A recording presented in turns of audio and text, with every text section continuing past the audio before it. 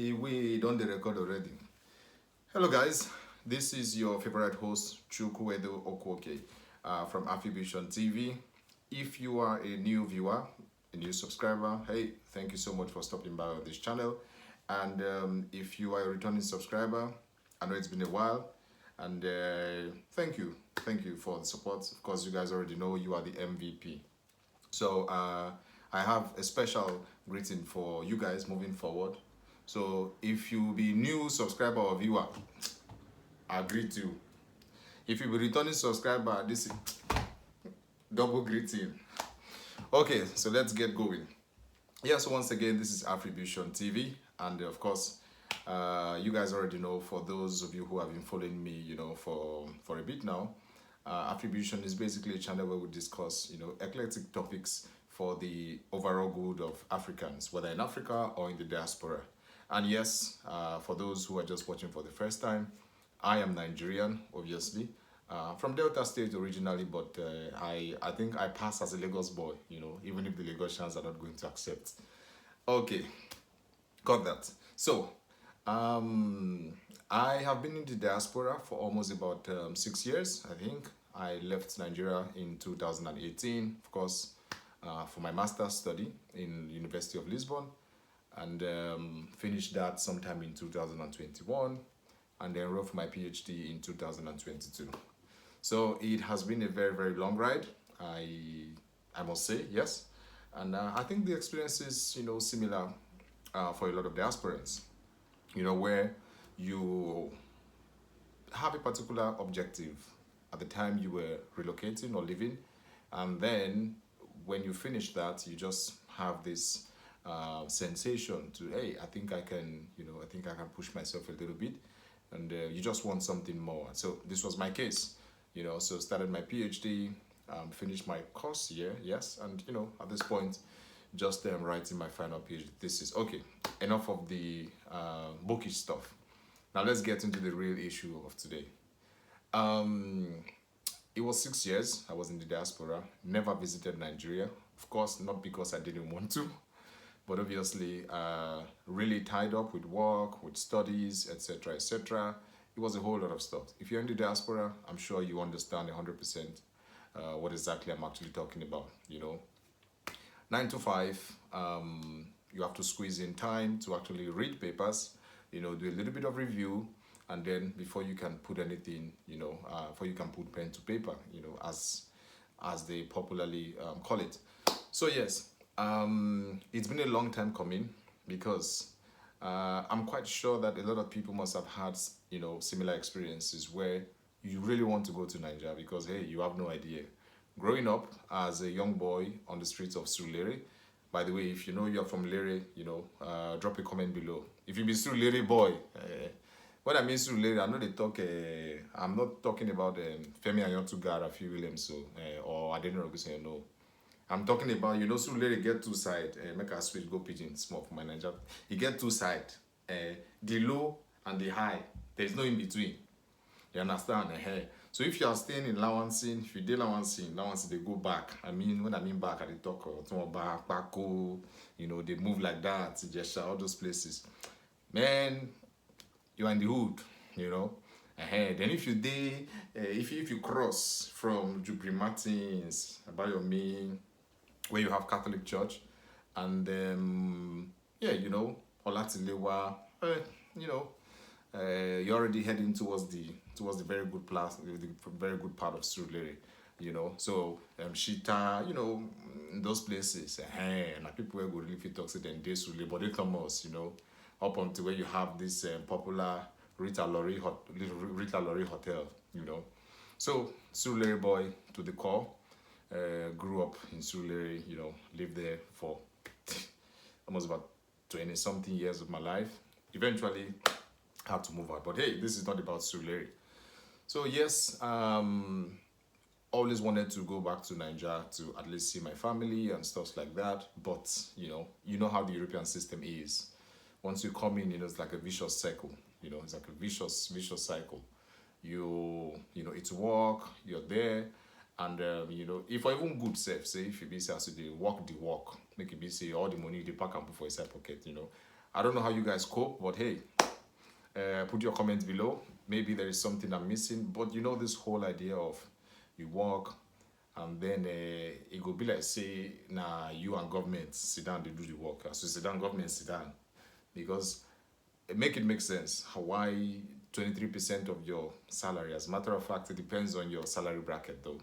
23% of your salary goes to the government. That's if you're earning the minimum wage. And then if it's higher, maybe 25, 30%, 32%. But hey, that's a conversation for another day. So yes, after 6 years away from Nigeria, of course, always in constant touch with my family, my mom, my dad, my siblings, you know, and of course my friends. I finished my PhD coursework and I said, okay, now is the time. You know, no more excuses, no more procrastination. I was going to visit Nigeria. And hey, packed my bags, bought my ticket, and of course, booked the vacation.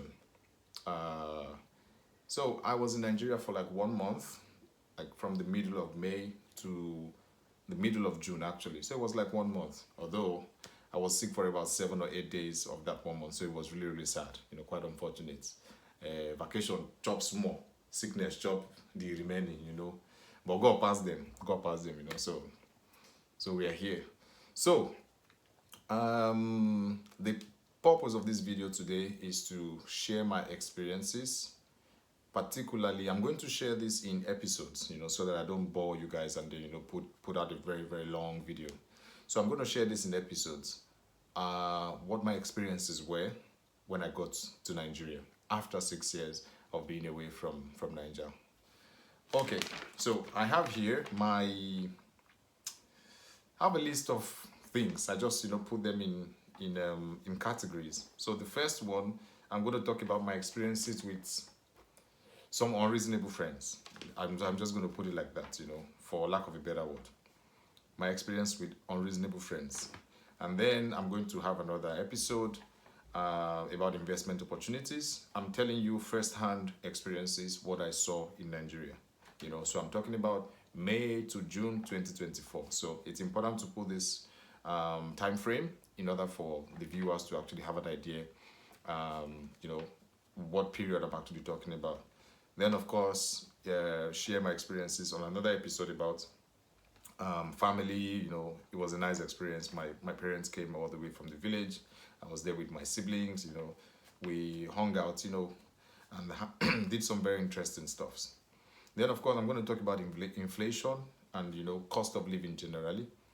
And then I'll also talk about, okay, this is a very controversial one because I know, you know, the antennas of diasporans usually go very, very high. Not just diasporans, even those in Nigeria and Africa at large, moving back to Nigeria, especially for those who are actually considering it, you know. And it's important I put a disclaimer out there. I am a Pan-Africanist, and I believe that the best place for Africans to live is Africa. But hey, I don't know your individual stories. I'm not here to, you know, I'm not here to impose, you know, of course. I mean, who am I?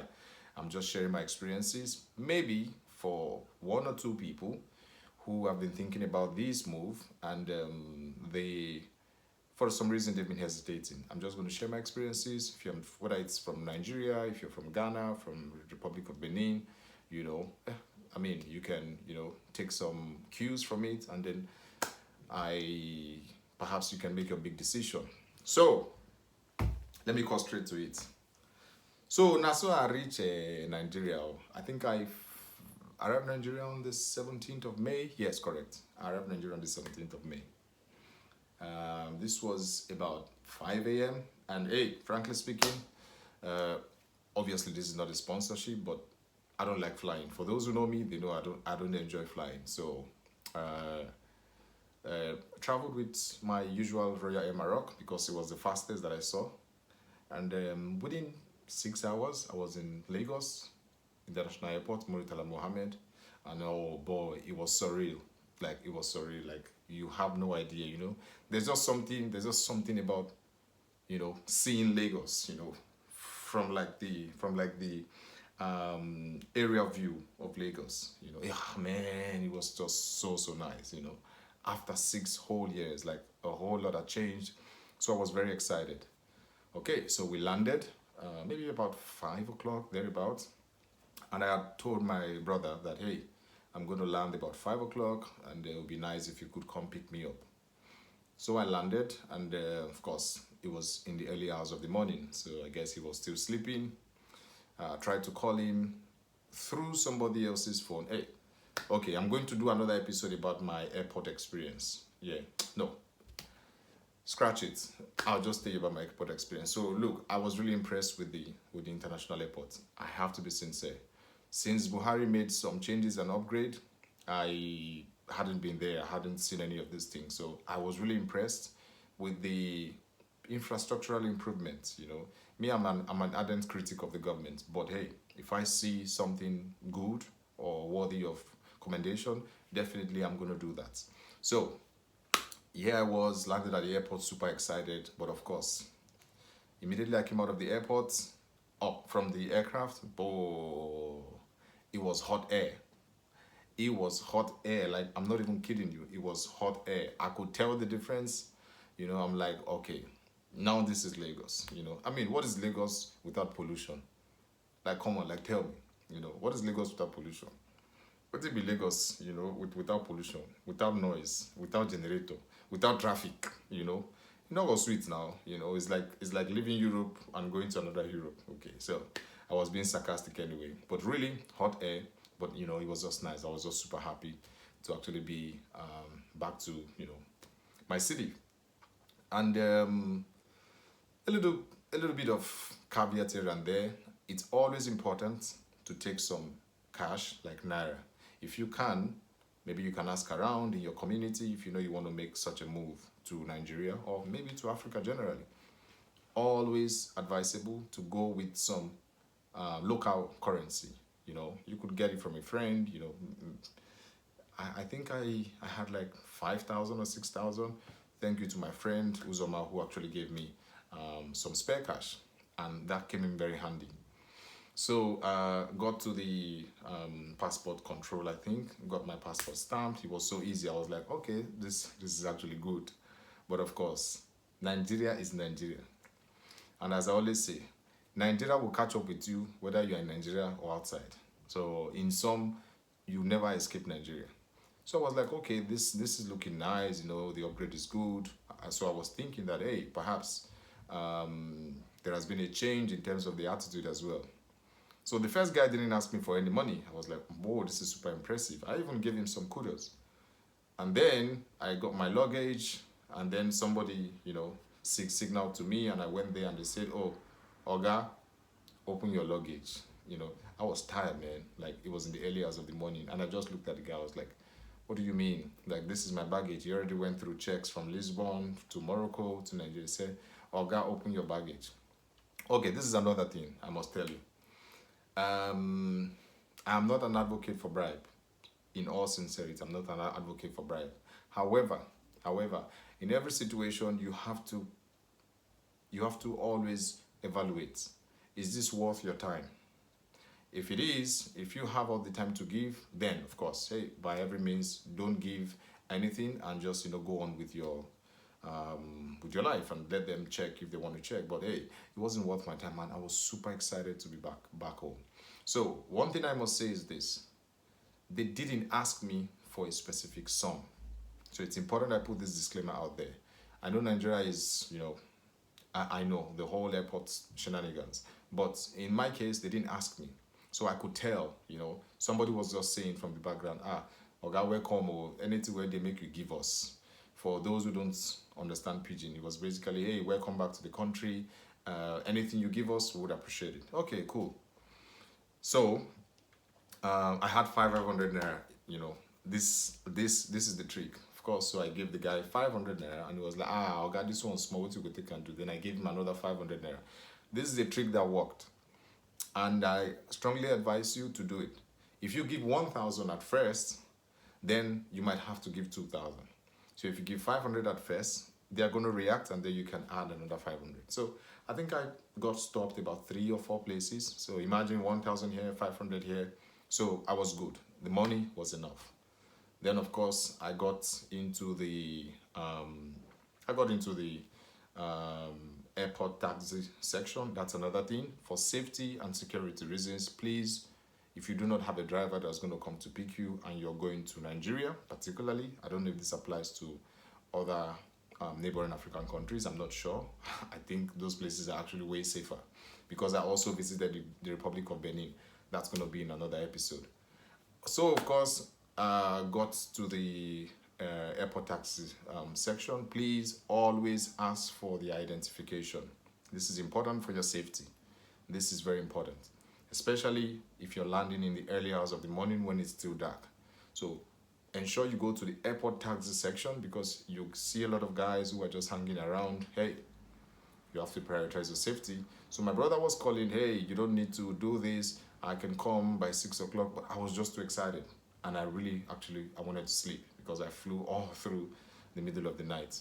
Of course, I got a taxi and, you know, I still remember my house, obviously, even if it was 6 years, you know. A hood boy is always a hood boy. So we got to my place, and of course, my brother was there waiting with the money and then paid. Okay, so that's that about that. Okay, so the first day, all nice, you know, catching up with people. Hey, I'm around, you know, it'd be nice if we could hang out and stuff like that. Of course, my friends, you know, I'm like that. I'm that guy who likes to be around his friends. Uh, I mean, for me, what is life without having your loved ones or your friends around, you know? I'm not an advocate for, oh, you have to change your friends and all that. Like, come on. I can understand maybe friends you made at university, but hey, we're not talking about like childhood friends. However, it's very important you protect yourself as a diasporan going back to the motherland, especially after a very long time, because understand your absence has somehow become something that now exposes you as a potential victim for exploitation. Let me just put that out there. What do I mean? They will be like, oh, he's been out for a long time, or she's been out for a long time. He or she's back. I'm sure he or she came with a lot of money, with a truckload of money. You know, I'm talking foreign money, bro. I'm talking cash money. You know, I'm talking euros, pounds, and US dollars. You know, so it's like that. So once you come out, they see like this, you know, it's bro, man. It's like the smell of freshly minted notes. You get it, but hey, I'm just being extra. So yes, I think it was on. I arrived on the Saturday, and then it was on a Sunday, I think. So hey, called my friends, and of course I went to see my late boss. I'm not gonna go too much, you know, into that details, but I went to see my late boss's widow because we had not seen for almost 6 years. You know, we've been talking. I lost my boss when I was still away, you know, from the continent. It was really sad. So I went to see the wife, and of course she runs like a little bar like that. So I was like, okay, just gonna stay there and then support the woman by, you know, inviting my friends over for us to just have a nice time and catch up. So yes, there I was calling my friends, about four of them, and of course they came around. We started, you know, chatting. You know, started having some bottles. I don't do alcohol, by the way, but of course my friends do. So we're all there, and then pay attention to the most important part of having unreasonable friends. Look, some of them were legit excited to see me. And actually, one of them told me, of course I cannot call his name, but one of them told me, hey bro, sorry about that. You've hosted me today. Hey, next time I would like to host you, you know, maybe during the week, I'm gonna give you a call and let's hang out, you know. I genuinely like friends like that who understand that, hey, this guy comes from the diaspora. Yeah, he might, you know, for whatever reason, let's say he's even boxed up more than me, he's got more money than me, but I would like to, you know, host him, you know. I mean, if somebody is calling you, it's because they actually have some level of regard for you to say, hey, I like you in my space and I want you to come around, you know, so I appreciate stuffs like that. However, there was this friend who we called. We were like, hey, bro, we we are at this spot, it would be nice if you could come to join us. So I must put this out there. Even while I was away, some months back before my trip to Nigeria, he was already texting, hey, bro, I need a little bit of support and all that. Hey, come on, man. 20,000 here, a couple of thousand there. It's not gonna put a hole in your pocket. So I was doing these things. And then eventually I called him. I said, hey, bro, I'm around. It would be nice if you could come around. I just wanted to see my childhood friends. That was it basically. So he came around, and he had texted me, I think 3 days before I landed, that he had problems with his house. I think maybe with his house rent or something like that. This was like 2 days after I had sent him a couple of thousands, something like that. So I was like, nah, but this doesn't come out well. I only just sent you some money like 2 days ago, and then here you are 2 days after already asking for more money. So it was a put off for me. So here was this guy. He arrived, and now there were two chillers. Chillers is like it's like the freezer that has like a glass. You can see the drinks inside. So one on the left and one on the right. And then the one on the left, you had different kinds of drinks that were reasonable in terms of the price. And then the one on the right, you had like Heineken, you had like Guinness, like the big ones, and those were quite expensive. In terms for those who drink beer in Nigeria, do you understand what I'm talking about? So here was my friend who arrived. And the first thing he did, he saw the two chillers and he went to the one on the right. Took out Heineken, came down and he sat, and he was there, man, he was feeling himself. I was like, hey, bro, how's it going, man? We're catching up and stuff like that. And then here was this guy going for the most expensive. Cool, no issues whatsoever. The first bottle, the second bottle, the third bottle, and then all of a sudden, I saw him on the phone. He was like, Alpha, bro. We did now. Say, oh my guy, say, it happen for you, Say, your man, they around now. Apparently, he was inviting some other guys that are not necessarily my friends, but they're like his friends, but they know about me. But these are not my friends, First thing, he didn't even ask, no, he didn't say, hey, bro, is it okay if I invite my friends? He was inviting 2 other people. Because of, free money and free drinks, cool. So he invited these guys. Within 10 minutes, they arrived, It's just like that. And if you know the hood, you understand. Where you have free drinks, bro, the response rate is usually very high. So these boys arrived, and then, we all sat down, we, shook hands and all that. And then here was my friend. He just directed them to say, hey, bro, look, don't go to the chiller on the left, because it's filled with beer that is cheap, Look, this guy here, he's the biggest boy. So please, drink something quality into your stomach. Make I talk as talk for a side pigeon. He say, look, no go down that freezer, because now smello drink food there. Say, me, I call you. May you can't drink better simple inside your body. Say, no worry. May you drink. Your man dey here. Look, if you're from the diaspora, this is the first red flag you have to pay attention to. Anybody who is willing to go the extra length to make sure, that they squeeze as much as they can, they capitalize on opportunities. Look, up until that point, I didn't have any problem whatsoever with him. So there we were, he was drinking, and then, of course, invited his friends, and then they went to the expensive chillers, and then they were taking out drinks, the most expensive. And you have this, my friends that I invited, they were just there taking, the general stuff that they take from day to day. But here was this, my friend, who was telling his friends, I say drink, not see the apple. How much be money? Say drink. Have you not know sit down here? Oh boy, man. So yes, it was like that. So he kept reminding them that, bro, money is not a problem. That this person sitting here, and frankly speaking, I was not sitting very close to him. So he was telling the friends, I actually couldn't hear, but I know how these things work, And then of course my boss's wife went, made some pepper soup, and then shared for everybody. And okay, up until that point, everything was good.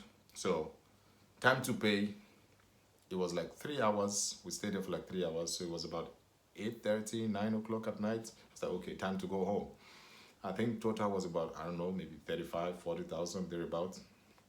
So I did the transfer, and yeah, everybody was, it was a nice night. Okay, so it was time to go. Hey, okay, guy, I'm gonna see you tomorrow. Da da da da da. We'll keep in touch. And here was my friend. The friends had gone, and then he came and he told me, "Oh, bro, where are you going through?" I said, "Oh, I'm just gonna. If you know Surulere," I said, "Oh, I go just pass Oduero. For those who know Surulere, I go just pass Oduero, and then I'll connect from there." And he said, "Bro, let's go together." I was like, and he was like, I was like, but why? And then he said, "Oh, it's quite dangerous on that road, So I feel like if we go together, a little bit of security." I was like, "Nah, bro, man. Like, I'm a hood boy. No, no issues. I know the guys who stay there to, do their shady stuffs. Like, we grew up together. Like, it's not a big deal." But he insisted. And then guess what? I said, "Okay, cool." Now we were in the bus going together. And then my friend begins to tell me that, "Oh, bro, I hope you have not forgotten about that thing I discussed with you." I was confused, like, "What are you talking about?" And he was like, "Oh, you remember I told you that I had some problems with my house and I needed the rent." I was like, "Bro, but this has been like 2 months." And he was like, "Oh, yeah, I never still paid the money. In sum, I'm yet to pay the money." I was like, "Oh, really?" It's like, "So what are you waiting for?" And he was like, "Oh, now, I message you and you tell me, say, you go see." And I was like, "Oh, so you mean since then you've not sorted it out?" And he was like, "No, he hasn't sorted the whole thing out." So this was me at that place. Correct me if I'm wrong. Put your comments below if I was unreasonable. This was me. This person is somebody that I send support to, like, quite frequently. And then I come to Nigeria. I invited you to come, spend time and catch up. And then you invited your friends, and you kept directing everybody to go to the most expensive chiller to get the most expensive drinks. You were there, drinking as much as you could. Like, "Hey, if I don't finish this today, I may never get another opportunity." And then hours later, you're telling me about your house rent. I was really mad and pissed. I was mad because what that told me was that he had misplaced priorities. Because I believe that if he was really reasonable, maybe one or two drinks, and then he would have come to me to say, "Hey, bro, I'm not really like happy," and stuff like that. "I would appreciate if you could help with this." Naturally, I would have thought, "Oh man, this guy is not even drinking as much. He didn't invite anybody. Like, he's not making me spend some extra money." So I don't know if my judgment was too biased or something. I don't know your opinions, but hey, I would appreciate if you've had a similar experience. How did you handle it? And if basically what I did was actually right. So I was mad, obviously, but I kept my cool, and I said, "Oh, so how much are we talking about?" He said, "It's 120,000. It's not a lot of money. It's not a lot of money, but hey, we just he just made me spend, maybe like 2 times what I was supposed to spend, ideally. Like, obviously, I could have taken from that money to say, "Oh, man, have a little, if it's 120, have a little for 40,000 or 50,000, to support you." But for me, it was the thought, the level of him being unreasonable. One, you went for the most expensive drinks. You knew you had pressing issues. I mean, if I was owing rent, I'm telling you, like, I mean, I could go for days even without eating because it's that serious. As adults, this is responsibility. But hey, this guy drinking as much as he could, and of course calling his friends, and they were just having a very nice time. And then it dawned on him that he was still gonna need some extra money. I said, "Oh, okay, so cool. Well, I mean, I'm gonna see what I can do, if I can help and stuff like that." And give him a little bit of money, a little change. "Oh, okay, you can take this, and then this can take you home." And then I got home and I blocked him. Yes, I got home and I blocked him.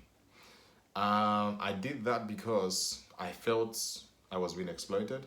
You know, it's really sad because I consider you a friend before I invite you into my space like that. I consider you a very, very close friend, you know, because I legit want to see you and catch up with you. But I felt like uh, maybe he was seeing me as an outsider at that point in time.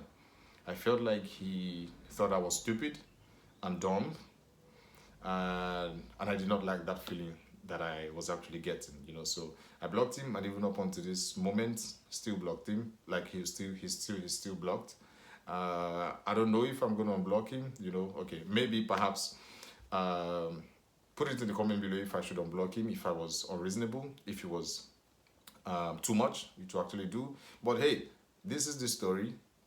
This is my first shocking experience that I got in Nigeria, especially from a friend. You know, it was for me it was unreasonable because I felt like he should have prioritized paying his rent and maybe asking me a little bit earlier when he arrived. You know, as opposed to taking advantage as much as he could and then bringing friends over that I don't even know, and then still expecting me to actually give him that support for the rent. So I don't know if you've had this experience in the past as a diasporan.